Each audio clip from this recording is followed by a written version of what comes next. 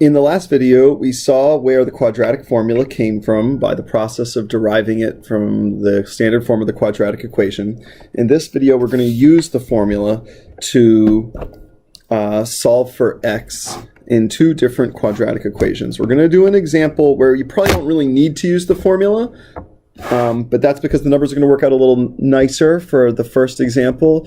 The second example, the formula is definitely the way to go. So the first thing we're going to do is we're going to write the formula. X is equal to negative b plus or minus the square root of b squared minus 4ac all divided by 2a. Remember, the a, b, and the c represent the coefficients in the standard form of the quadratic equation, ax squared plus bx plus c. Let's take a look at our first example. Example 1.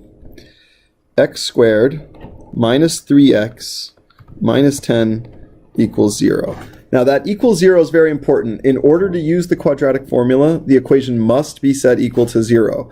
So we got to do that right away.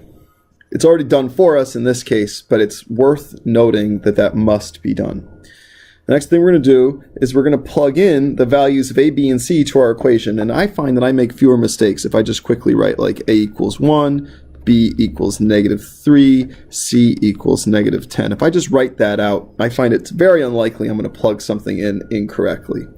X is equal to negative 3, because it's negative b and b is negative, so it's negative 3, plus or minus the square root of negative 3 squared minus 4 times 1 times negative 10, divided by 2 times 1. So in this case, you really don't need a calculator. I don't think you're going to need it. Maybe we'll need it under the radical symbol, but I don't think so. Sometimes you're definitely going to need a calculator. What if a, b, and c were decimals and you had to be plugging in a lot of decimal values and squaring them and then taking their square root? So this is definitely the type of thing you want your calculator nearby for, but you may not need it if it works out tidy. Okay, so let's do some simplification. Negative 3 is just positive 3, plus or minus the square root of 9 plus 40. I'll trim this down a little. 9 plus 40 over 2. And we can finish this off. X is equal to 3 plus or minus the square root of 49 divided by 2. X is equal to 3 plus or minus the 7 over 2. And now we just have to do it twice. 3 plus 7 divided by 2, 3 minus 7 divided by 2. Okay, so 3 plus 7 divided by 2, 3 plus 7 is 10 over 2, or 5. And in the other case, 3 minus 7 is negative 4, divided by 2. 3 minus 7 is negative 4 divided by 2, and we get negative 2. So the solution set for this problem is negative 2, comma 5. Cool. Pretty straightforward. Let's do another second example, and this time the numbers are going to be messier. We're definitely going to need our calculator for this example.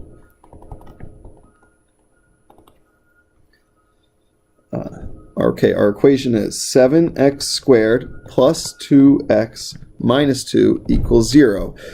Again, I want to point out that we're already set equal to 0, so that's helpful for us. If you were not set equal to 0, you would need to go ahead and move things around such that the quadratic is equal to 0. I'm going to write my coefficients. A is 7, B is 2, and C is equal to negative 2.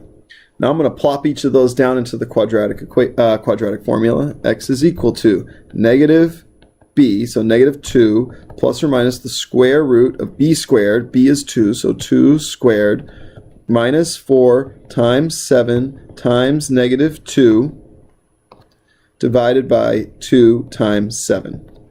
Let's simplify a bit. X is equal to negative 2, plus or minus the square root of 4. This is 28 times 2, which is 56. 4 plus 56 divided by 14.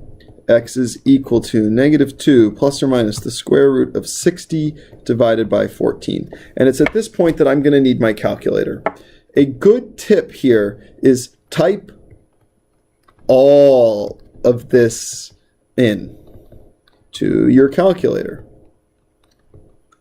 Don't just compute the square root of 60, round it to 2 decimal places, and continue. You're going to get a better answer, a slightly more precise answer, if we actually type into our calculator, which I am doing right now. You can't see it, obviously, but I got a calculator in my hands.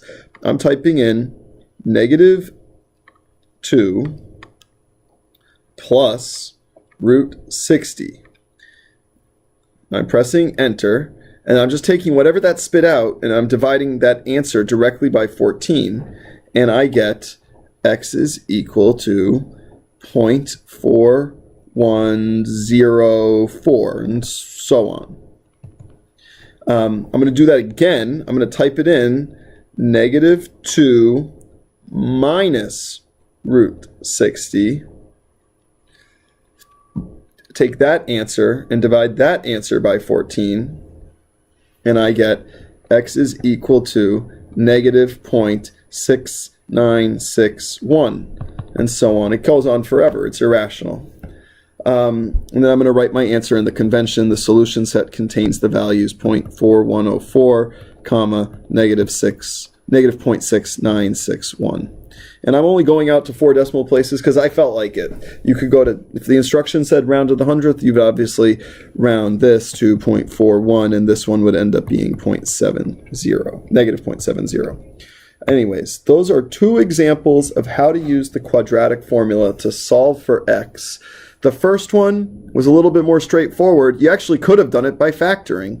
We could have factored that and immediately gone to the answers of 5 and -2. The quadratic formula is not very efficient for this problem. It takes way longer than factoring, but it's also hard to learn something like the quadratic formula if we go straight for like a decimally more complicated answer. Example 2 is a good example of when it's appropriate to use the quadratic formula. A is not equal to 1. You're never going to be able to factor it. You could complete the square, but maybe you don't remember the steps, blah, blah, blah. And the quadratic formula is a great way to answer a problem like example number 2. Okay, see you around.